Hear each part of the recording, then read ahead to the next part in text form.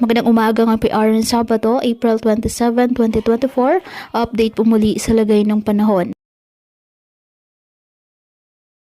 Ayon sa Pag-asa, easterlies o mainit na hangin na nagmumula sa dagat Pasipiko ang nakakaapekto sa ating bansa. Wala pong namamataan na namang sama ng panahon, low pressure area o bagyo sa loob at labas ng ating Philippine Area of Responsibility na maaaring makaapekto sa ating bansa.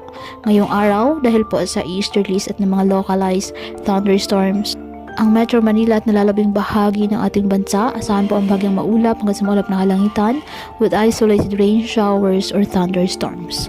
Kaya patuloy pa rin po natin na pinag-iingat ang ating mga kababayan sa banta pa rin po ng mga pagbaha at pagkuko ng lupa, lalo na kapag may malalakas na ulan.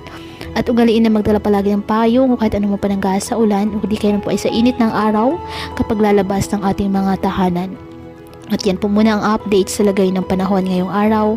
Muli patuloy po tayo na mag-ingat at palaging tandaan, God loves you. Stay safe and God bless.